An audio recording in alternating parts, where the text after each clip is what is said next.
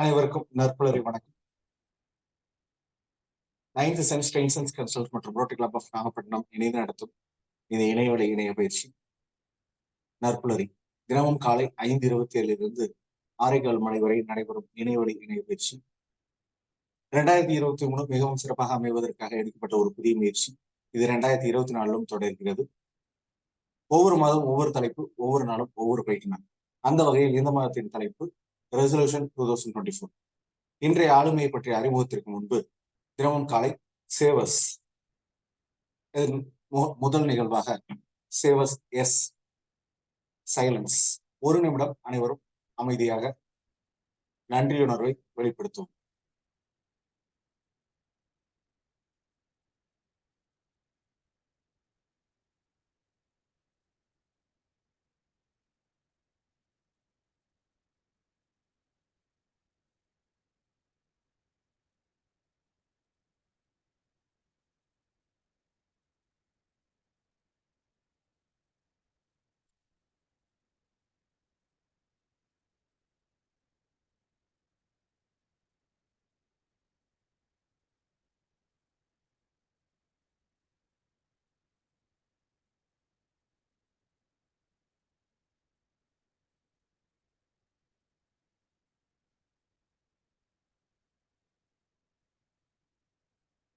நன்றி. அடுத்த ஒரு நிமிடம் அஃபர்மேஷன். அனைவரும் தனது தீர்மானத்தை, தாங்கள் நிறைவேற இருக்கும் தீர்மானத்தை நடந்ததாக நினைத்து அதனை மியூட் செய்து சத்தமாக 1 நிமிடம் அஃபர்மேஷன் செய்வோம்.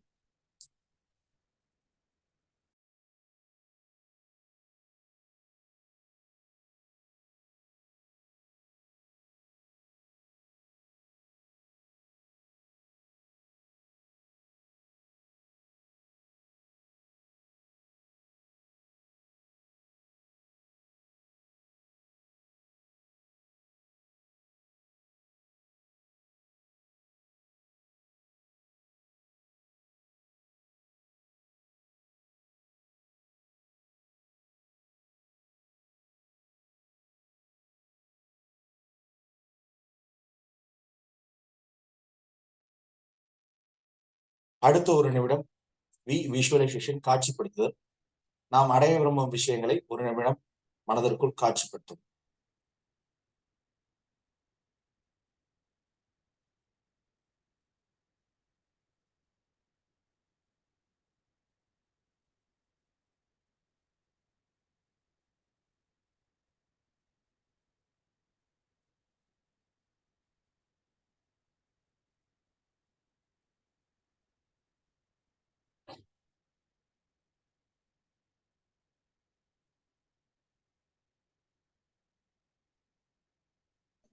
வணக்கம்.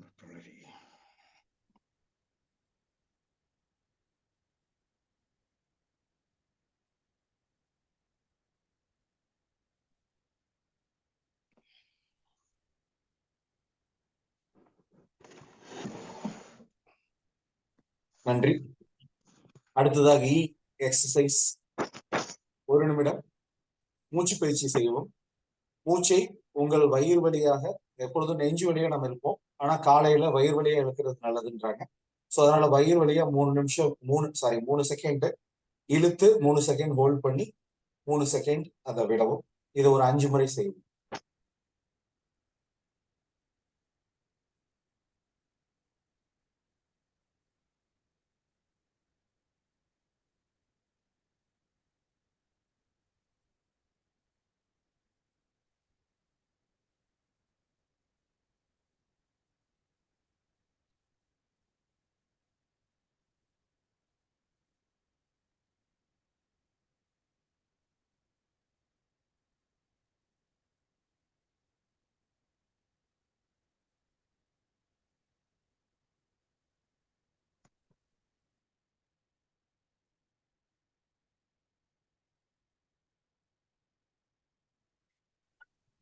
நன்றி.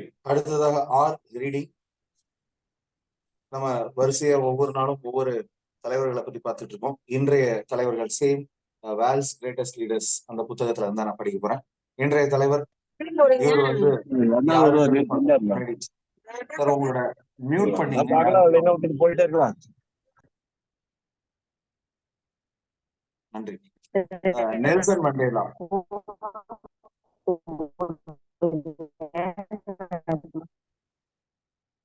சுமதி மேம் மியூட் பண்ணீங்க, உங்களுக்கு வாய்ஸ் பிரேக் ஆகுது. நான் முடிச்சிடறேன். அடுத்ததாக நெல்சன் மண்டேலா, அவர் தான் இன்னைக்கு பார்க்க வரோம். அவர் பிறந்த தேதி ஜூலை 18, 1918, மியோசோ அப்படின்ற இடத்துல சவுத் ஆப்பிரிக்காவில் பிறக்கிறாரு. இவர் இறந்த வருடம் டிசம்பர் 5, 2013, 95 வயசுல இருக்கிறாரு. ஜோஹான்ஸ்பர்க் அப்படின்ற சவுத் ஆப்பிரிக்காவில் ஒரு இடத்துல இறக்குறாரு. அவர் ஒரு ஆக்டிவிஸ்ட், சமூக ஆக்டிவிஸ்ட், ஒரு சமூகத்துல ஒரு சோசியல் ஆக்டிவிட்டிஸ் சொல்லலாம். Former president of South Africa who become a global advocate for human rights, மனித உரிமைக்காக உலக அளவுல ஒரு புரட்சியை செய்த ஒரு வழக்கறிஞர். He was deeply involved in anti-colonial politicals and anti-apartheid movements. Nelson Rolihlahla Mandela, அதுதான் அவரோட full name. Also known as Nelson Mandela was born on, அவர் பிறந்த வருஷத்தை பத்தி நம்ம சொல்லியாச்சு. To Nosekeni Fanny and Gadla Henry அப்படின்ற இரு தம்பதியினருக்கு மகனா பிறக்கிறாரு.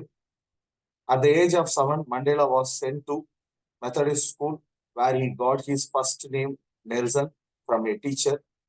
Post his father's death, his mother entrusted him to Chief Jongin Taba Dalendiobo, who treated Mandela as his own child. அவர் ஒரு நபரால, நான் சொல்லப்பட்ட நபரால தத்தெடுக்கப்பட்டாரு. அவர் தன்னோட சொந்த மகனை போல ட்ரீட் பண்றாரு. இந்த மாதிரி பல விஷயங்கள் இவரை பற்றி இருக்கு. இவரை பத்தி தெரிஞ்சுக்கணும்னா வேர்ல்டு கிரேட்டஸ்ட் லீடர்ஸ் அப்படின்ற புத்தகத்தை வாங்கி படிங்க, இல்லைன்னா நெட்ல படிச்சு தெரிஞ்சுங்க. இந்த மாதிரி ஒவ்வொரு நாளும் ஒவ்வொரு தலைவரை பற்றி நம்ம தெரிஞ்சுக்கிட்டு இருப்போம் லீடர்ஸ்ல. அடுத்ததாக எஸ் ஸ்கிரைபி. நம்ம தினமும் 1 நிமிடம் இல்ல, ஒரு குறைஞ்சபட்சம் 15 நிமிஷம் அப்படி எழுதணும் அப்படின்றாங்க. நீங்க என்னென்ன ஆகணும்ன்றத எழுதி வச்சுக்கிட்டு அதை செஞ்சீங்கன்னா அந்த ட்ராக்கிங் இருக்கும். அட் த சேம் டைம் நம்ம பாஸ்ட பத்தி எழுதுறத விட ஃபியூச்சர்ல நம்ம எழுதி ஒவ்வொரு விஷயங்களும் செஞ்சோம்னா அது கரெக்டா நடக்கும்ன்றாங்க. நன்றி. இன்றைய ஆளுமையை பற்றிய அறிமுகத்தை வழங்க லட்சுமி நாராயணன் சார் அவர்களை அன்போடு அழைக்கிறேன். Sir please. சார் வணக்கம். நான் தான் உங்களை இன்ட்ரோடியூஸ் பண்ண போறேன். எனக்கு கோர்ஸ் கொடுங்கன்னு தான் சொன்னேன். அது ஏன்னா நிறைய டிஸ்டர்பன்ஸ் கொடுக்குறேன், நீங்க இன்ட்ரோடியூஸ் பண்ணுங்க. ஓகே. அனைவருக்கும் நற்பொழுது வணக்கங்கள் நண்பர்களே. நம்ம அதிகாலை பொழுதில் நம்மோடு இணைந்திருக்கும் ஆளுமை பற்றிய அறிமுகம் தான் இது. இவர் ஆசிரியர் பயிற்சி முடித்தவர், MA Tamil and English, BEd, TTC. Sir கேக்குதுங்களா சார்? சார் கேக்குதா? கேக்குது மேம், கிளியரா இருக்கு.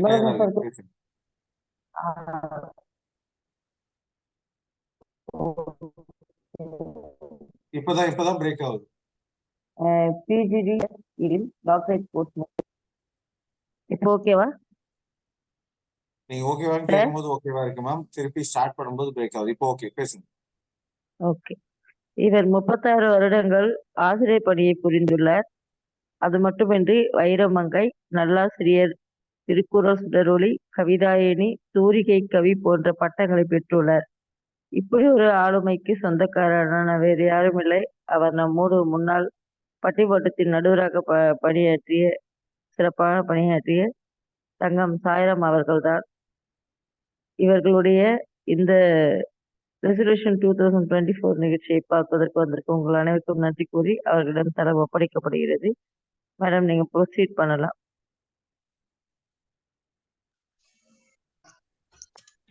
அனைவருக்கும் இனிய மனமகிழ் நற்புலரி வணக்கம். இன்று அதாவது முதலில் நற்புலரி இயக்குனர் அவர்களுக்கும் ஒருங்கிணைப்பாளர் அவர்களுக்கும் இங்கு அமர்ந்திருக்கும் சான்றோர் அவர்களுக்கும் இனிய நற்காலை வணக்கத்தை தெரிவித்துக் கொள்கிறேன். 2024 ரெசல்யூஷன் எவ்வளவு அழகாக அதை பிரித்து படிக்கலாம். ரீசொல்யூஷன், அதை நாம் ஏன் எதையும் எதிர்மறையாக பார்க்க வேண்டும். எனக்கு இது வேண்டாம், இது வேண்டாம், இது வேண்டாம் என்று நாம் சொல்ல வேண்டாம். அந்த வேண்டாம் என்பதை வேண்டாம். இது வேணும். அதாவது ஆசை ஆசை பேராசை தான் அழிவுக்கு அறிகுறி. நாம் பேராசைப்பட வேண்டாம், ஆசைப்படலாம். இது வேண்டும், இது வேண்டும் அப்படி என்று மட்டும் நாம் எடுத்துக்கொள்ளலாம். அதில் ஒரே ஒரு தாரக மத்தனம், லிவ், லவ், லாஃப். இது 3 இருந்தாலே போதும். வாழ்க்கை இந்த வருடம் நல்ல முறையாக 23 முடிந்து விட்டது. இப்பதான் சொன்னார் நெல்சன் மண்டேலா. அவர் சொல்லக்குள்ள ஒரே ஒரு வார்த்தை எனக்கு அவர் பேசும்போது நினைவு வந்தது. Purity in heart, clarity in mind, sincerity in action, contentment is the formula for happiness. நம்ம ஹாப்பினஸா இருப்பதற்கு இதுதான் ஃபார்முலா. அடுத்தது, love what you have, need what you want, accept what you receive, give what you can, always remember what goes around comes around. நம்மை விட்டு என்ன போகிறது, நம்மிடம் எது வந்து கொண்டிருக்கிறது, அதை பற்றி நாம் மகிழ்ச்சி கொள்ளலாம். அப்படிங்கும்போது இது லிவ், எப்படி வாழ வேண்டும் அதை பார்க்கலாம். லவ், வாழும்போது எல்லாவற்றையும் நேசித்து அன்பாக இருக்க வேண்டும், அது லவ். அடுத்தது லாஃப், வாழ்க்கையில் 1000 துன்பங்கள் வரும், அதற்காக துன்பத்தை கண்டு துவளாதே, அதுக்காக இன்பம் வந்துவிட்டு என்று எள்ளி நகையாட வேண்டாம், துன்பத்தை கண்டு துவளாமல் இருக்க வேண்டும், அதான் லாஃப், ஆல்வேஸ் லாஃப். அதுக்கு என்ன காசா பணமா? பொன் சிரிப்பை விதித்தால் நாமும் சிரிக்கலாம், அடுத்தவர்களை மகிழ வைக்கலாம். அதுக்கு ஒன்னே ஒன்று வழி, அன்பென்னும் பிடியில் அகப்படும் மலையே, அன்பென்னும் குடில் புகும் அரசே, அன்பென்னும் வளைக்கொ பரம்பொருளே, அன்பென்னும் கரத்தமோர் அமுதே, அன்பென்னும் கடத்துள் அடங்கிடும் கடலே, அன்பென்னும் உயிரொளிர் அறிவே, உயிர் ஒளிர் அறிவே, அன்பென்னும் அணுவுள் அமைந்த பேரொளியே, அன்புருவாம் அரசு. கடவுளை அன்பு உருவானவர். இந்த இதயம் இருக்கிறதே, இதயத்தை அன்பு மயமாக்கினால் இதயம் ஆரோக்கியமாக இருக்கும். நாம் அதிகாலை வேளையில் இந்த வாழ்க்கை கற்றுத்தந்த பாடத்தை உண்மையாவே நாம் நினைக்கும் போது இந்த வாழ்க்கை நமக்கு கற்றுத்தருகிற பாடம், அதை விட சில வழிகள் கற்றுத்தரும் பாடம்தான் மனிதனை நல்லவனாகவும் வல்லவனாகவும் மாற்றுகிறது. அப்படிப்பட்ட மனிதன் எப்படி இருக்க வேண்டும், எதை விட வேண்டும் என்று சொன்னீர்கள், எதை நாம் பிடித்துக் கொள்ள வேண்டும். அதிகாலை எழுவதும் ஆகாயம் தொழுவதும் நம் உடலுக்கும் மனதிற்கும் எவ்வளவு நன்மையோ. அதிகாலை எழுவோம், இனி ஆகாயத்தை தொழுவோம். வானின்று உலகம் இல்லை அல்லவா, அதனால் ஆகாயத்தை தொழுவோம். நம்ம உடலுக்கும் மனதிற்கும் எவ்வளவு நன்மையோ அதுபோல் காலை வேளையில் இளந்தென்றல் காற்றை அனுபவித்துக் கொண்டே இதயத்தை துடிக்க விடும். இப்ப மூச்சு பயிற்சியெல்லாம் சொல்றேன். தென்றல் காற்று பேசிக்கொண்டே இருக்கிறோம். இந்த ஓசோன் மார்கழி மாதம் ஓசோன் படலம் காற்று, இளமையான தென்றல் காற்று வீசிக்கொண்டே இருக்கிறது. ஈரழுத்த தென்றல் இதயத்தில் துடிக்க விடுவதும் ஈரழுத்த, அதாவது அப்படியே எடுக்கிறது பள்ளுக்குச்சி வச்சு அப்படி தேய்ப்பது இல்லை. இது பெரியவர்களுக்கு மட்டுமில்லை, இதை கேட்கக்கூடிய குழந்தைகளுக்கும் தான். ஈர அழுத்த பழு தேய்ப்பதும் நம் ஆரோக்கியத்தை வழிவகுக்கும் என்பதை எடுத்து சொல்லும். இதெல்லாம் நாங்க டெய்லி செய்யறோமே, இது எப்படி ரீசொல்யூஷன் ஆகும்? மறந்து போய் பெட் காபி குடிச்சிடுவோம்ல, அது இல்லாம செய்யறோம். அதுக்காக அதே போல மன சோர்விலிருந்து விடுபட வேண்டும். காலையில் எழுந்திருக்கணுமே, இன்னொரு 5 நிமிஷம் போட்டு 10 நிமிஷம் போட்டு அப்படி என்று இல்லாமல் இதயத்துக்கு இன்பம் தரவல்ல இசை கேட்பது. காலையில் இருந்தாலும் இதயத்துக்கு எது உனக்கு தெரியுது. இப்ப மார்கழி மாசத்தினால 4 மணிலேருந்து 5:10 முடியும். இப்ப இது வர்றதுக்கு முன்னாடி திருப்பாவை திருவம்பாவை தான் ஒரு குறிப்பில் இருந்து கொண்டு இங்கிருந்து வந்தேன். இது மட்டும் இல்லை, வேற எது உங்களுக்கு இசை பிடித்திருந்தாலும் இசையை கேட்கலாம். ஒரு இசையை கேட்பதால் உடல் ஆரோக்கியம், இந்த ஆரோக்கியம் மட்டுமல்ல மனநலத்தில் முன்னேற்றம் கிடைக்கிறது. ஏன்னா ஒரு பாடலை பாடும்போது நம்மளுடைய வாயும் அந்த பாடலை முழுங்கும். அப்ப அது அப்படியே எங்க போகுது, நம்மளுடைய ஹிருதயத்துக்கும் மூளைக்கும் செல்கிறது. அப்ப உடலில் இருக்கக்கூடிய மூலப்பொருள்கள் எல்லாமே நமக்கு பாசிட்டிவ் எனர்ஜி, நல்ல நேர்மறையாக இயங்க ஆரம்பிக்கிறது. இந்த இசை இருக்கிறே மனித உடலில் ஹார்மோன் மற்றும் அறிவு சார்ந்த செயல்பாடு ஆகியவற்றை நேரடியாக பாதிக்கிறது.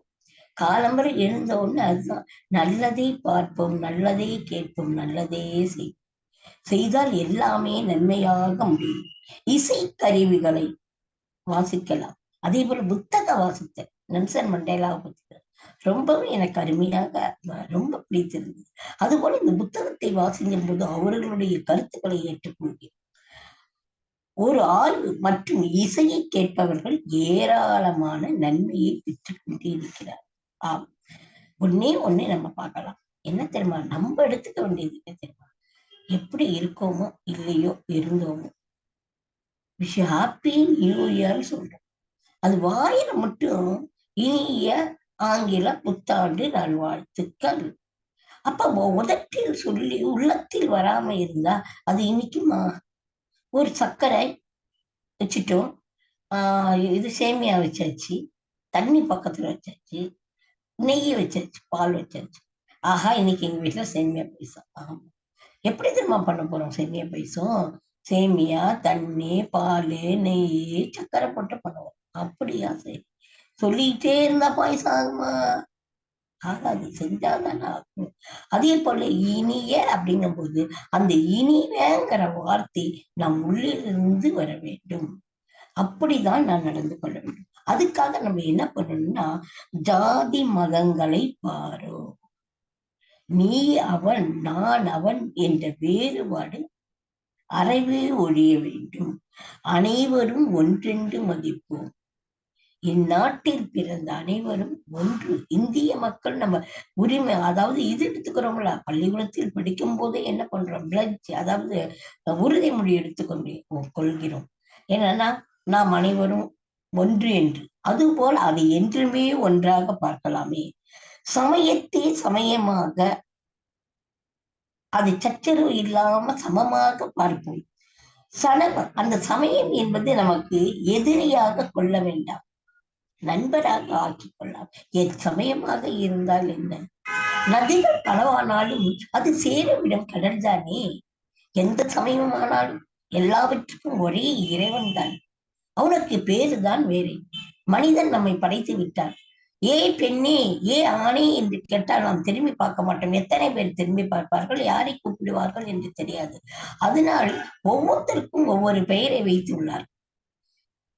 என்னை நான் போய்கொண்டே இருக்கிறேன், பெண்ணை திரும்பிப்பார் என்றால் நான் யாரை கூப்பிடுகிறார்கள் என்று எனக்கு தெரியாது. அதனால தங்கம் என்ற பெயரை, தங்கம் சாயிராம் என்றால் என்னை தான் கூப்பிடுகிறாரால் என்று நான் திரும்பி பார்ப்போம். அதுபோல் ஒவ்வொரு சமயத்திற்கும் ஒவ்வொரு கடவுளை கொடுத்து அந்த கடவுளுக்கு வெவ்வேறு நாமங்கள் கொடுத்திருக்கார்கள். ஆனால் சேரும் இடம் என்னமோ ஒன்றே ஒன்றுதான். அதை நாம் நன்றாக புரிந்து கொள்ள வேண்டும். எந்த சமயமும் மனிதனை எவ்வாறு இயற்கையோடு வாழ வேண்டும் என்பதை தான் கூறுகிறதே தவிர அந்த தத்துவத்தை மட்டும்தான் போதிக்கிறது. நீ இயற்கையோடு எப்படி இயந்து வாழ வேண்டும், இயற்கையை எப்படி ரசிக்க வேண்டும். ஏன் கடவுள் எல்லாற்றையும் படைத்தான், இயற்கையை படைத்துவிட்டு ஏன் மனிதனை படைத்தான் தெரியுமா? அதை ரசித்து மனிதனுக்கு காதல் உணர்வை தர வேண்டும் என்பதற்காக தான், ரசிக்கும் தன்மையை தர வேண்டும் மனிதனை படைத்தார். நாம் அதை ரசிப்பது இல்லை, சில சமயம் மிதித்து விடுகிறோம். அந்த தவற்றிலிருந்து நாம் நேர்மறையாக ரசிக்கலாம். மனிதன் உயிர் வாழ வேண்டும், அதே வேளை பாதுகாப்பாக இருக்க வேண்டும். நாம் உயிர் வாழணும் இல்லைன்னு சொல்லணும். அதுக்கு நமக்கு என்ன தேவை? பாதுகாப்பு தேவை. அப்பனா என்ன? வேலி, வயலுக்கு வேலி போடுறாப்புல நமக்கு முள்ளு வேலையா போட வேண்டும்? மனம் என்ற பூட்டு, அதாவது நமக்கு ஒரு பூட்டை பூட்டிக் கொண்டு அறிவு என்ற சாவியால் திறந்தாலே அந்த பூட்டு திறந்தது. ஒரு பூட்டு பூட்டி இருந்தது. அந்த பூட்டு இருக்கக்குள்ள அது என்ன பண்ணுச்சோ, சுத்தியில அந்த பூட்டு திறக்க முடியலையே. எல்லாரும் கேட்டாங்க, அந்த பூட்டை திறந்துருந்தாங்க. ஆனா சுத்தியில போட்டு அந்த பூட்டு அடிச்சாங்க, பூட்டு திறக்கவே இல்லையா. ஒரு சின்ன சாவி போயிட்டு அது திறந்துட்டான். அப்ப கேட்டுதான், சுத்தியில நான் எவ்வளோ பெரிய வலிமையானவன், நான் அடித்தேன், நீ திறக்கவில்லை. ஒரு சின்ன சாவியை போட்டோன்னு அது திறந்து விட்டாயே. அது சொல்லுவான், உனக்கு தான் என்ற ஆணவம் இருந்ததால் என்னை அடித்தாய், நான் திறக்கவில்லை. அது அன்பாக என் நெஞ்சத்தை தொட்டது, நான் திறந்தேன் என்றுதான் நம்ம கூப்பிட்டேன். அப்ப நமக்கு என்ன வேணும்? இந்த வருட ரெசல்யூஷன் என்ன வேணும்? என்ன தீர்மானம் எடுக்க வேண்டும் என்றால், யாரிடமும் நாம் அன்பு காட்ட வேண்டும். வாழ்க்கைக்கு தேவை என்று நினைப்பது மிக முக்கியமான 3 செயல்கள். உணவு, உடை, இருப்பிடம். அது எங்களுக்கு தெரியாதா? நீங்க சொல்றீங்க. ஆம், அந்த உணவு, இந்த உணவு மட்டும்தான் வாழ்க்கையில் போதும் என்று சொல்ல முடியும். வேற எதையும் போதும் என்று சொல்ல முடியாது. அப்படிப்பட்ட உணவை நாம் சாப்பிடுகிறோம். பாதி சாப்பிட்டு விட்டு பாதி தள்ளி விடுகிறோம். அது குப்பைக்கு போகிறது. ஏன்? அதை 4 பேருக்கு உணவு இல்லாமல் எத்தனை பேர் இருக்கிறார்? இன்றிலிருந்து நாம் உணவு உண்ணும் பொழுது வேணுங்கிறதை வாங்கி உண்ணலாம். அடுத்தவர்களுக்கு கண்ணுக்கு நேரா உணவு இல்லாமல் இருப்பவர்கள் கொடுத்து உதவலாம் என்று ஒரு முடிவை தீர்மானித்துக் கொள்ளலாம். அதாவது இது சின்ன குழந்தைகளுக்கு மட்டுமல்ல, வயதானவர்கள் எத்தனை பேர் இருக்கிறார்கள். நாம் நினைத்துக் கொண்டே இருக்கிறோம், நாம் மட்டும்தான் இப்படி இருக்கிறோம் என்று. ஆனால் உயர்ந்தாரை கொண்டு ஓடு பொறுக்காதை, தாழ்ந்தாரை கொண்டு தலைவர். நீ நம்மை விட மேலே இருக்கிறார்கள் என்று அவர்கள் இருப்பது போல் நாம் இருக்க வேண்டாம். யார் நமக்கு கீழே இருக்கிறார்களோ அவர்களை தாழ் பணிந்து அவர்களுக்கு வேண்டிய நாம் உதவிக்கரம் கொடுத்து நாம் உதவி செய்வோம். அதே போல உடை. ஆம், நம்மளிடம் 4-5 உடை இருக்கிறது. ஆனால் கொடுப்பதற்கு மனசு அதை கிழிக்கவும் மாட்டோம். இன்று ஒண்ணு பிறந்த நாள் ஒரு உடை, தீபாவளி உடை, பொங்கல் உடை, அது கூட ஏதாவது கோவில் ஒரு திருவிழா அதுக்கு ஒரு உடை, வீட்டுல பக்கத்து வீட்டுல கல்யாணம்னா நம்ம வீட்டுல, அதாவது ஊருள்ள கல்யாணமா நம்ம வீட்டுல மார்பிள சந்தனம், அது போல எங்கேயோ ஒரு கல்யாணத்துக்கு இத்தனை உடை வாங்கி வாங்கி வீடு அடுக்கி வைக்கிறோம். ஆம், உங்களுக்கு தேவை அடுக்கி. ஏன்? அதில் 2 உடை நீ பின்னாடி அதை கொண்டு போய் குப்பையில போடுறதுக்கு உடை இல்லாதவர்களுக்கு கொடுக்கலாம் இல்லையா? அதை சிந்தித்து பார்க்கலாமே. அதுபோல நீங்க சொல்லிட்டீங்க, உணவு கொடுத்துட்டோம், உடைய கொடுத்துட்டோம், இருப்பிடத்தை கொடுத்துட்டு நாங்க என்ன தெருவிலையா போய் நிற்போம் அப்படின்னு கேட்கலாம். அப்படி சொல்லவில்லை. இருப்பிடம், நீ மாட மாளிகை குட கோபுரத்தில் இருக்கிறாய். ஆம், அங்கிருந்து கீழே பார்க்கிறோம். சாலை ஓரத்தில் ஒதுங்க கூட இடமில்லாமல் படுத்துக் கொண்டிருக்கிறார்கள். நாம் பஞ்சு மத்தியிலே கம்பளி போர்வைக்குள் இருக்கிறோம். அவர்கள் சாலையிலே கிழிந்த ஆடையை பொறுத்துக் கொண்டிருக்கிறார்கள். நீ இருப்பிடம் தர வேண்டாம், அவர்கள் இருக்கும் இடத்திற்கு சென்று ஏதாவது உதவி செய்யலாம் அல்லவா? அதையாவது செய்யலாம் என்று நினைக்கிறேன். அதை செய்யுங்கள், அதை செய்வோம். செய்யுங்கள் இல்லை, இது கட்டளை இல்லை. நாம் நட்புலரில் நாம் அனைவரும் ஒரே குடும்பம். நாம் செய்வோம். நேரத்தை நாம் கொன்ற, அதே போல நேரம் என்பது பொன்னானது, அதை நாம் கொல்லக்கூடாது. எப்படி கொள்றோம்? வீணாக துடித்து விட்டு வீணாக நேரம் எப்படி வீணாக போய்விட்டது? நேரத்தை நமக்கு பயன்படுத்த தெரியவில்லை, அதனால் அந்த நேரம் தொலைந்தது. அந்த நேரத்தை பயன்படுத்தலாமே. நேரத்தை நாம் கொன்றால் அந்த நேரம் நம்மை கொன்றுவிடும். ஆம், எப்படி கொன்றுவிடும்? அந்த ஒரு பொழுது, இன்று உங்களுடன் பேசுகிறேன், நாளை இந்த பொழுது வருமா? நிச்சயமாக வராது. பயனுள்ள நேரமாக கழிக்க வேண்டும். அதே போல ஒரு காரியத்தை செய்து முடிக்க முடியவில்லை என்று பிறர் மீது நமக்கு ஒரு வேலை செய்யும், அது செய்து முடிக்க முடியும். நான் செஞ்சிருப்பா, அவன் மந்தத்தினாலதான் செய்யல என்று அடுத்தவர்களை குறை கூறக்கூடாது. பிறர் மீது பழி போடாது. உங்களை அதே போல என்னால் இது முடியாது, என்னால் இது முடியாது என்று நமக்கு நாமே இம்பியாட்டி காம்ப்ளெக்ஸ், தாழ்வு மனப்பான்மை கொள்ளக்கூடாது. நமக்கு நல்ல வாய்ப்பு கிடைத்து விட்டது என்று நம்புங்கள். 2024 நமக்கு நல்ல வாய்ப்பு. இனி நாம் நல்லவாகவே இருப்போம்.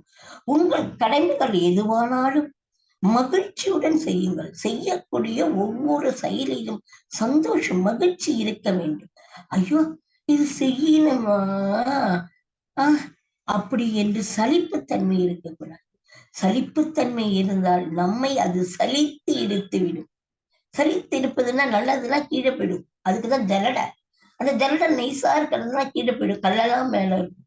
அது போல சலிப்புத்தன்மை இருந்தால் நன்மை என்பது கீழே போயிடும், வேண்டாத குப்பைகள் மேலே இருக்கும். அதனால அந்த சலிப்புத்தன்மை வேண்டும். மகிழ்ச்சியுடன் உங்களது நம்பிக்கையும் செயலும் அந்த அளவு வலிமையாக உள்ளதா, அந்த அளவுக்கு வெற்றி விரைந்து வரும். நம்பிக்கை நம்மளிடம் இருந்தால் நமக்கு வெற்றி நம்மளிடம் ஓடி வரும். கடந்து வந்த பாதையை அவ்வப்போது திரும்பி பார்ப்பது நல்லது. ஏன் திரும்பி பார்க்கிறோம்? அந்த பாதையை திரும்பி பார்த்தால் அதுகள் வழிகள் இருக்குமா? அந்த வழிகள் தந்த பாடம் நம்மை திரும்ப அந்த வழிக்கு கொண்டு போகாது. அப்படி திரும்பி பார்ப்பது அப்போது தெரியும். நமக்கு நமக்கு கை கொடுத்தது யார்?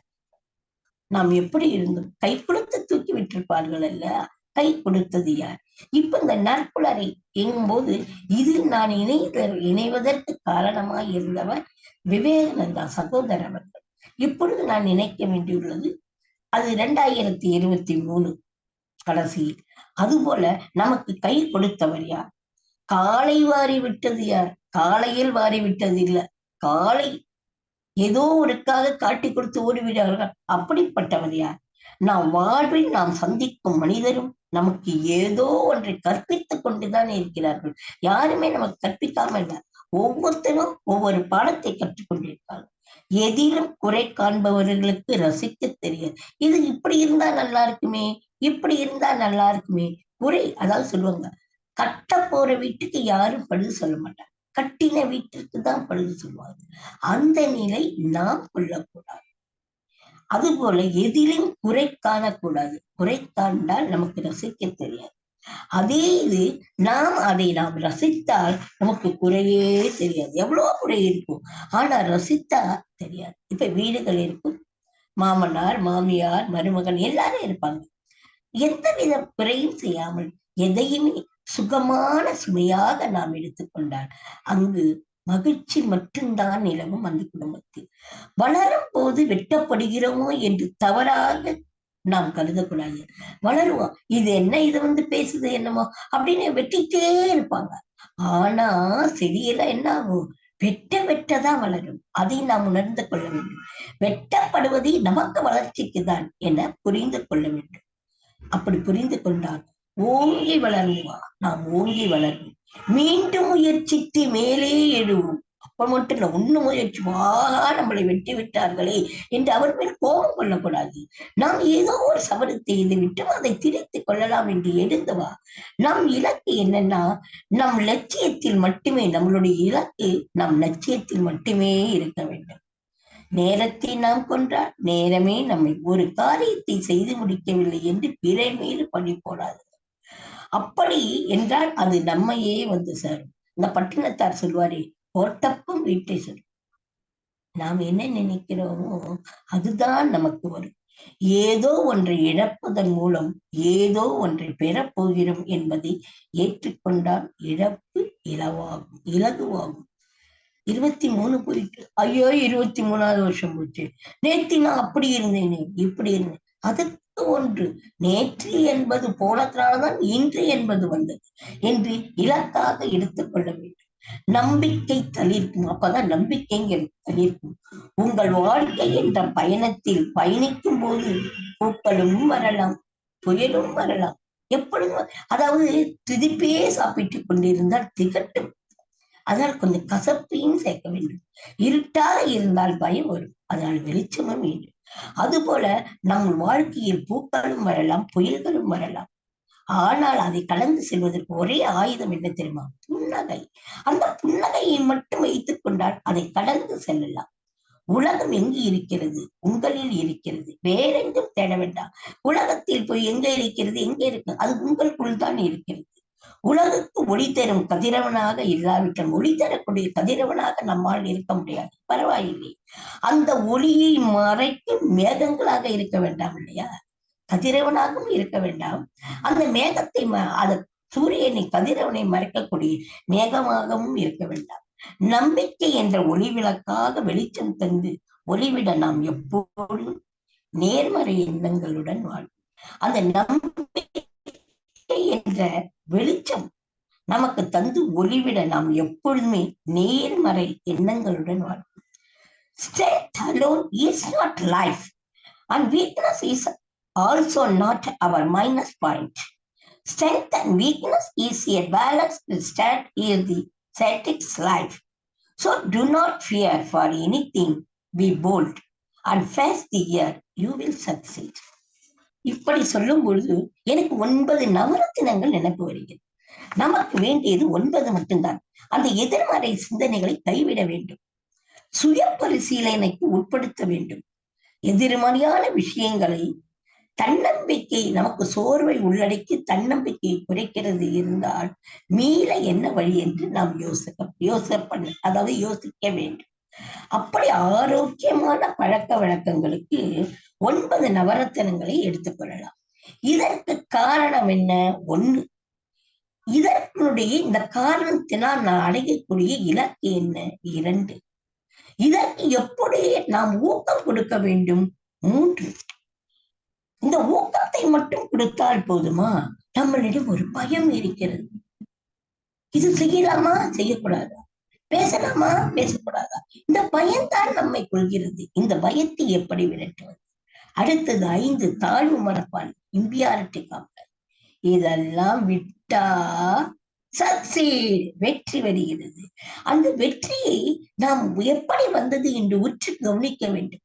அந்த கவனித்தால் எதிர்மறை விளைவுகள் அங்கு இல்லை, காணா போயிருக்கும். அப்படி இருக்கும்போது நமக்கு என்ன தெரியுமா உண்டாகும்? ஊக்கம் உண்டாகும். சுமதி அம்மா உங்களுக்கு இந்த ஒரு 4-5 போட்டோஸ் அனுப்பிச்சிருப்பேன், அதை வேணா இது பண்ணு. இப்ப இதற்கான காரணம் முதலில் தன்னம்பிக்கையை குறைய என்ன காரணம் என்று அலச வேண்டும். உங்கள் முடிவு தவறாகிவிட்டதா? தோல்வி, ஏமாற்றம், குடும்பத்தில் மகிழ்ச்சியின்மை, எதிர்மறை எண்ணங்கள், இப்படி ஏதாவது தன்னம்பிக்கையை இழக்க வைக்கிறது என்பதை கண்டுபிடிங்க. எதனால் நாம் எப்படி இருக்கிறோம் என்று முன்னாடி கண்டுபிடிக்க வேண்டும். எதிரே நிற்கும் எதிரியையும் எதிர்த்து நிற்கும் வீரம் இருக்கும் போது எதிரே நிற்கும் எதிரியை நாம் எதிர்த்து நிற்க வேண்டும். அந்த வீரம் மனதுக்குள் இருக்கும். கண்ணுக்கு தெரியாத துன்பத்தை நினைத்து, அப்படி இருக்கக்குள்ள கண்ணுக்கே தெரியல அந்த துன்பம் முடிஞ்சு போய் அதை கண்டு ஏன் துவண்டு போவானே? அப்ப என்ன பண்ணணும்? துணிந்து நில்லுங்கள். எது வந்த போதும் எதிர்கொள்ள வேண்டும் என்று இருக்க வேண்டும். இப்பொழுது இலக்கு, அதுல தெரியுது பாருங்க, இலக்கு மட்டும். 2 இலக்கு. அப்ப இலக்குன்னா என்ன? நம்ம ஒரு இடத்திற்கு போய் சேர வேண்டும் என்று நாம் இப்படித்தான் இருக்க வேண்டும் என்று இருக்கும். நீங்கள் என்னவாக வேண்டும் என்பதை மறந்து விடார்கள். அவர்களுக்கு நம்ம குழந்தைகளுக்கு கேட்போம், what is your aim, what is your ambition அப்படின்னு கேட்போம். அப்ப அவங்களுக்கே நம்ம தெரிவிக்கக்குள்ள நமக்கு ஒரு இலக்கு இருக்கும் இல்லையா? என்னவாக வேண்டும் என்பதை மறந்து, கவலைகள், பிரச்சனைகள் நம்முடைய இலக்கை மறைத்து விடும். நாம் ஒரு இடத்துக்கு போவோம், அந்த கவலையும் பிரச்சனையும் நம்மை மறைத்து விடும், கண்ணை மறைத்து விடும், கண்களில் நீர் வரும். இல்லாவிட்டால் நாம் ஏதோ ஒரு சிந்தனையில் இருக்கும். எனவே இந்த நேரத்தில் தான் இது நம்முடைய இலக்கு அல்ல. அழுவதும் சோர்ந்து போவதும் நம்மளது இல்லை. நாம் துவண்டு விடக்கூடாது என சொல்லிக் கொள்ளுங்க. ஐ எம் எ பெஸ்ட், என்னால் முடியும், என்னால் முடியும் என்று தட்டிக் கொள்ளுங்கள். நீங்க என்னவாக விரும்பீர்கள், உங்கள் இலக்கை என்ன என்பதை நினைத்து அதை சாத்தியமாக்க பணிய வேண்டும். இப்போ ஒரு ரவுண்ட் போட்டாச்சு, அடுத்து அங்க ஒரு மார்க் போய் ஒரு ஆரோ போய் நடுப்புறது. அது எப்படி? அதற்கு எவ்வளவு நேரம் நாம் செலவழித்துக் கொள்ள வேண்டும்? அதெல்லாம் ஒண்ணுமே வேண்டாம். நமக்கு என்ன வேண்டும்? ஒரே இலக்கு. இதை ஒரே நிமிஷத்துல இந்த நடப்புற இந்த ஆரோவால இந்த அம்பால நான் குத்திடுவேன் அப்படின்னு நீங்க நினைச்சா போதும். அது போல வாழ்க்கையில் நாம் இப்படி செய்வோம் என்று என பயணித்தால் உயரத்தை அடைய நம்பிக்கை அவசியம். ஆனா நமக்கு நம்பிக்கை இருக்க வேண்டும். கயிறு இருக்கிறது, அந்த கயிறை பிடித்துக் கொண்டு நம்பிக்கை என்ற கயிறை இறுக்கமாக பிடித்துக் கொள்ள வேண்டும். பாதியில் வந்து விட்டு என்னால் முடியாது என்று தொய்ந்து விட்டால் கயிறும் அருந்துவிடும், நீங்களும் கீழே விழுந்து விடுங்கள். அந்த நம்பிக்கை உங்கள் மேல் இருப்பது அத்தியாவசியம். இந்த இலக்கு என்பது நம்பிக்கை. நம்பிக்கையுடன் நாம் செயல்பட்டால் இது போல இருக்கலாம். அடுத்தது ஊக்கத்துக்கு அடுத்தது பயத்தை பார்க்கலாம். ஊக்கம் நம்மை அப்ப நமக்கு உற்சாகப்படுத்துவது நம்மளுடைய ஊக்கம். நம்மை ஊக்கப்படுத்துவதும் சில வாக்கியங்கள் தான். சில பேருடைய வார்த்தைகள் நம்மை ஊக்கப்படுத்துகிறது. தலைவரின் பொன்மொழிகள், திருக்குறள், இது போல அடிக்கடி சொல்லிக் கொள்ளுங்கள். சுவர், அடிக்கடி பார்க்கும் கண்ணாடி, இந்த சோத்துல கிறுக்கி வச்சிருந்தார், ரொம்ப நாள் கழிச்சு பாருங்க. இப்படி நான் கிறுக்கினா அதே போல கண்ணாடி முன்னாடி பாருங்க. அப்ப எது சொல்லணுமோ சொல்லுங்க. அப்ப உங்க முகத்தை பார்க்கும்போது அது சந்தோஷமா இருந்தா உங்களுக்கு சந்தோஷமா இருக்கும். ஐ am happy அப்படின்னு உங்களை நீங்க தட்டிக் கொள்ளுங்கள். அதாவது எழுதி அந்த கண்ணாடி முன்னாடி கூட என்ன தெரியுமா எழுதி கொள்ளுங்கள், இன்று யாராவது எழுதாமல் இருந்தால் எழுதி கொள்ளுங்கள். வீழ்ச்சிகள் எல்லாம் வீழ்ச்சிகள் அல்ல, அவை நாளைய எழுச்சியின் அடித்தளங்கள். யாராவது எழுதாதவங்க கூட உண்மையாக எழுதி வைத்துக் கொள்ளுங்கள். வீழ்ச்சிகள் எல்லாம் வீழ்ச்சிகள் அல்ல, நாளைய எழுச்சியின் அடித்தளங்கள் அப்படின்னு எழுதி வைத்து பாருங்கள். உங்களுக்கு வீழ்ச்சியே இல்லை. அடுத்தது பயம். பாருங்க, இதுல இந்த 4வது அந்த பெண் எவ்வளவு பயந்துட்டு இருக்கா. நம்மை ஒரு இடத்துக்கு போக விடாமல் தடுப்பது இந்த பயம் தானே. பயம்தான் நம்மை பின்னோக்கி தள்ளி கொண்டே இருக்கிறது. முன்னாடி ஐயோ அங்க போகாத சொல்லுவாங்க. புளிய மரத்துல பேய் இருக்கு, அது சூடு, அங்க நின்னா நமக்கு சூடுனால சில நோய்கள் உண்டாகும். அதை சொன்னா மக்கள் ஏத்துக்க மாட்டாங்க. அதனால பேய் இருக்குன்னா நைட்ல அங்க போனா ஐயோ இந்த பக்கம் போனா பேய் இருக்கு அப்படின்னு சொல்லுவோம். அதனாலதான் சொல்றேன், இந்த பயம் நம்மை கொள்ளுகிறது. எனவே அந்த பயத்துடனே போராடுங்கள். பயத்தை விரட்டுறது பயத்துலதான் போராடணும். எதனால் பயம் வருகிறதோ அதை நேருக்கு நேர் சந்தித்து எதிர்கொள்ளும். நீச்சல் தெரியாது, ஒரு நாள் தண்ணீர விடுங்க, நீச்சல் வந்துவிடும். அடுத்தது, வழிகள் அனைத்தும் அடைத்து வழியே இல்லை என்ற முழு இருள் உன்னை சூழ்ந்தாலும் இனி அவ்வளவுதான் என்று சுற்றமும் முற்றமும் கைவிட்ட போதும் நழுவி சென்றாலும் அந்த இருளை வாய்ப்பாக எடுத்துக்கொள்ள வேண்டும். அதை பயன்படுத்தி உறுதியுடன் போராடி உயர்ந்து நில், தலை நிமிர்ந்து நில். அந்த இருளை கிடைத்துக் கொண்டு வெளியில் வா, அங்க ஒரு வெளிச்சம் தெரியும். இருட்டாக இருக்கும் போது ஏதாவது பொருள் தேவைன்னா எங்க மாமியார் என்ன சொல்லுவாங்கன்னா, தங்கம் அங்க போய் அந்த நெருப்புட்டு எடுத்துருவாங்க. நான் சொல்லுவேன், ஐயோ இருட்டா இருக்கேன். அப்ப நான் என்ன பண்ணுவேன் தெரியுமா, கண்ணை 2ஐயும் மூடிப்பேன். ஏன்னா கண்ணு திறந்தா இருள் தெரியுதான். அது என்னமோ எனக்கு ஒரு பழக்கம். கண்ணை 2ஐயும் மூடிட்டே எனக்கு அது இருளா தெரியாது. கரெக்டா எந்த பொருள் எங்க இருக்குன்னு எடுத்துக்கணும். இது அது மின்விளக்கு வந்தவொடனே வெளிச்சம் வந்தோடனே கேட்பாங்க, எப்படிடா நீ போய் எடுத்துட்டு வந்தேன்னு கேட்பாங்க.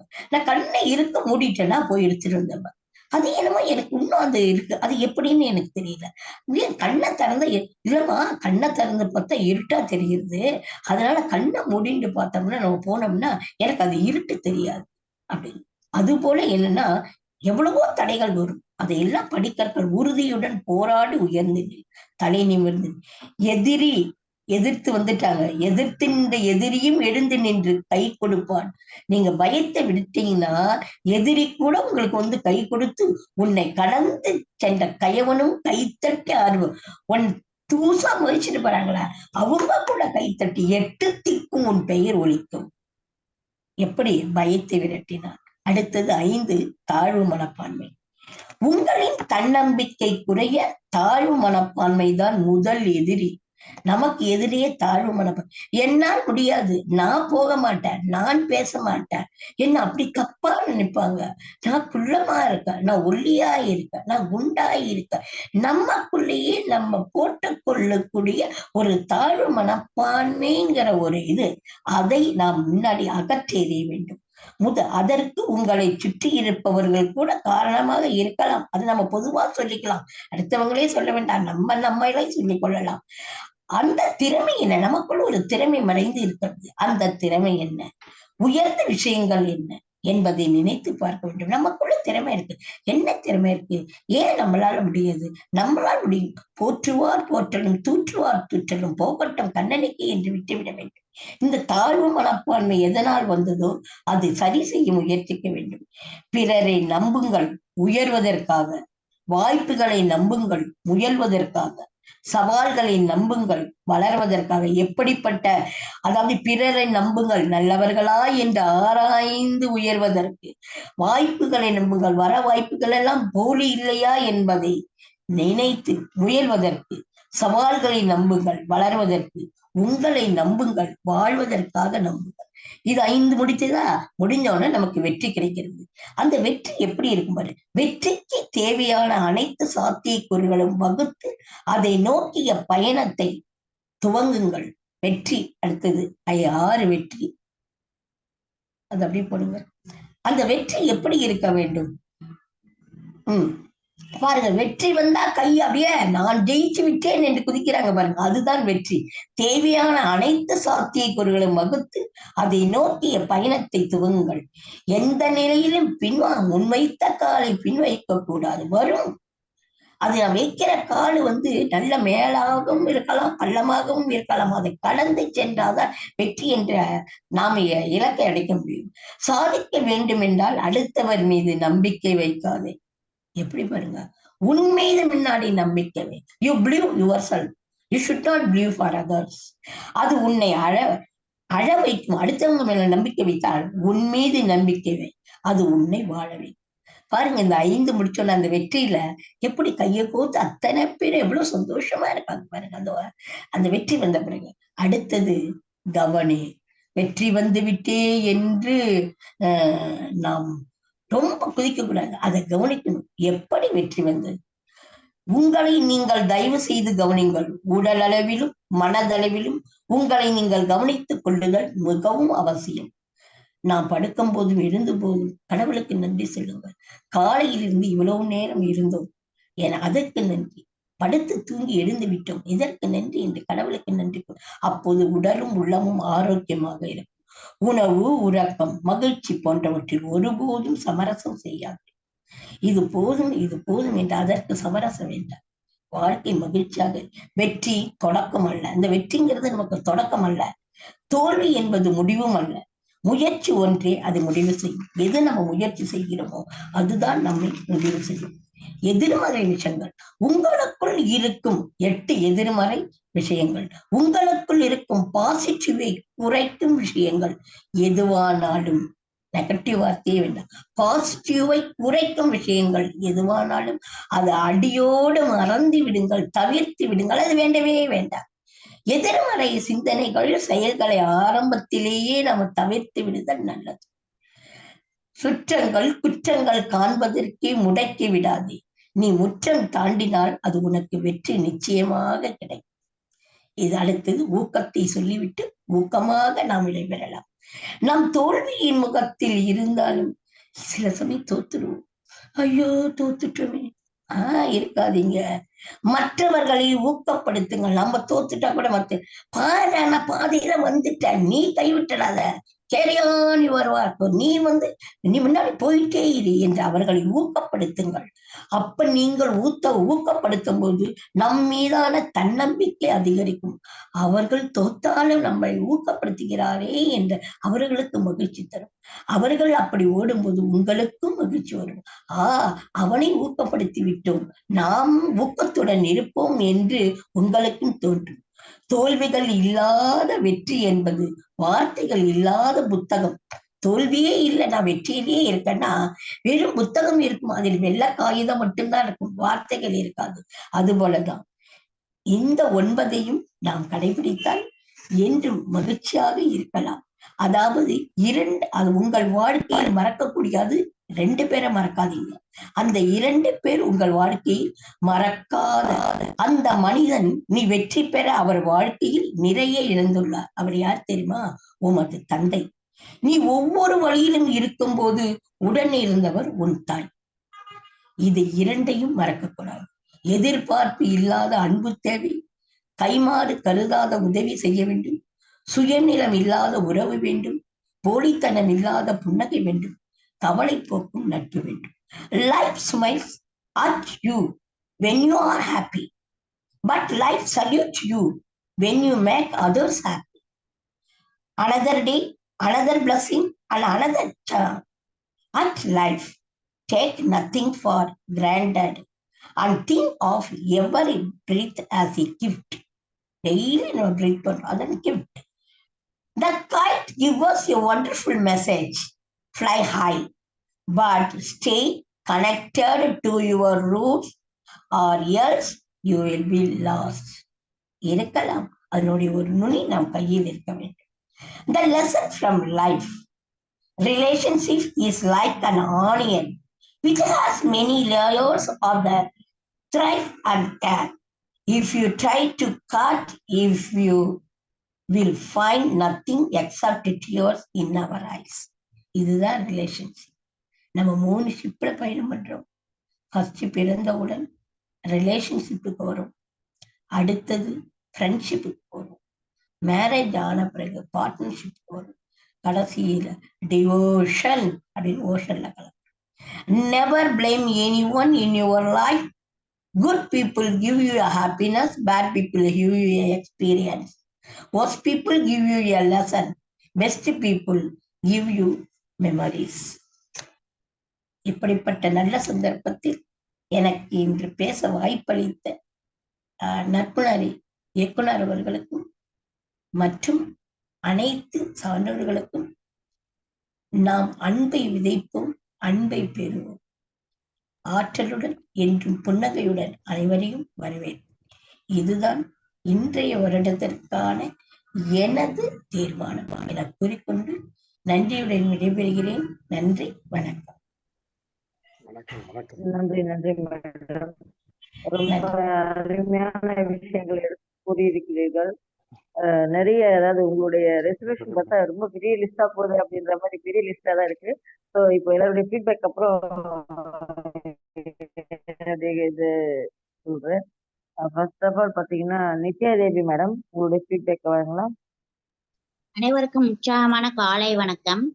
அதிகாலை எந்திரிச்சு ஆகாயத்தை தொழுக சொல்லி நிறைய இன்பங்கள் பெறுறதுக்கு என்னென்னலாம் செய்யணும், நவரத்தின கற்கள் அப்படின்ற மாதிரி அழகா ஒரு 9 பாயிண்ட்ஸ் நீங்க சொன்னீங்க. இன்னும் நிறைய வார்த்தைகள் எல்லாம் அவ்வளோ தெளிவு, நல்ல உச்சரிப்பு. கடைசியா எப்பயுமே நம்ம தாய் தந்தைய மறக்கக்கூடாது அப்படின்றத கடைசியா சொன்னாலும் அதை முதன்மையா கொள்ளுங்கன்னு சொல்லிட்டு அழகான விடயங்கள் எல்லாம் சொன்னீங்க. நிஜமா ஒரு அப்பா அழுகிறத நான் பார்த்ததே கிடையாது, ஒரு அம்மா அவஸ்தைப்படுறதையும் நமக்கு காட்டினதே கிடையாது. உண்மைதான். நிறைய விடயங்களை கொண்டு போயிருக்கீங்க. நிறைய சுமதி மேம் சொன்ன மாதிரி லிஸ்ட் கொஞ்சம் நீண்டுகிட்டே இருக்கு. ஆனாலும் எதை லிஸ்ட் அவுட் பண்ணி நமக்கு என்ன தேவையோ அதுல நம்ம தேவையானதை எடுத்து நம்ம அதை கண்டிப்பா எடுத்துட்டோம், அதை செய்யணும். அதான் தீர்மானம், இல்லைன்னா அது அவமானம் அப்படின்றத நீங்க புரிஞ்சுக்கணும் அப்படின்ற மாதிரி அழகா கொடுத்துருக்காங்க. அங்கம் சாய்ராம் அம்மாவுக்கு வாழ்த்துக்கள், நன்றிகள், வணக்கங்கள். மென்மேலும் வளர வேண்டும், புலரியும் சரி, நம்மளை நம்பி இல்ல அனைவரும். நன்றி, வணக்கம். நன்றி நன்றி வணக்கம். உங்களுடைய ஃபீட்பேக்.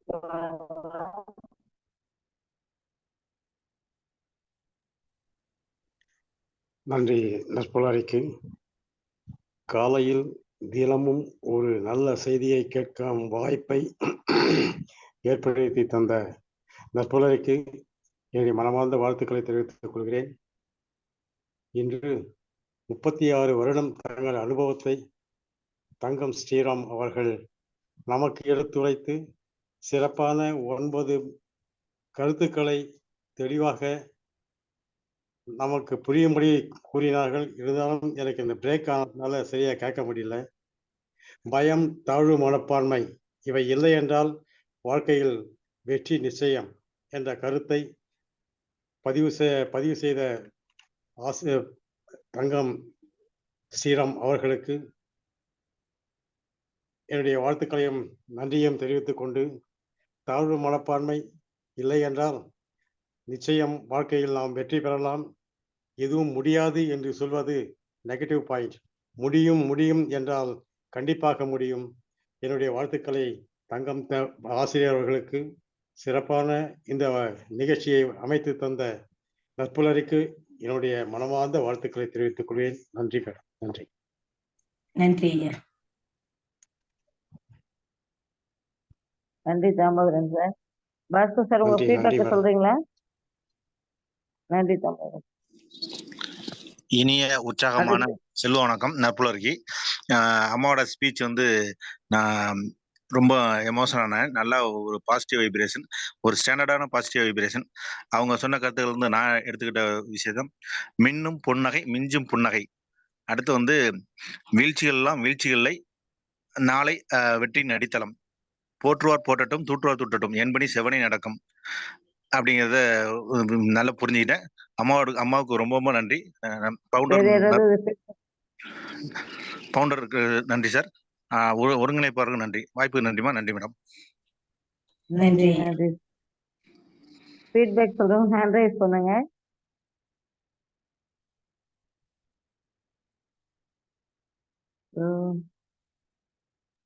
Madam Sivappan madam. சொல்லுங்க வாய்ஸ் மேடம். பிரேக் வணக்கம் ஆகுது மேடம். கேட்கவே மாட்டேங்குது.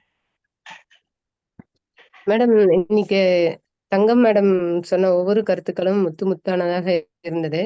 ஸோ தீர்மானம் தலைப்புல மேடம் இவ்வளவு சிறப்பா பேசினது வந்து எங்களுக்கு ஒரு உற்சாகத்தை கொடுத்திருக்கு.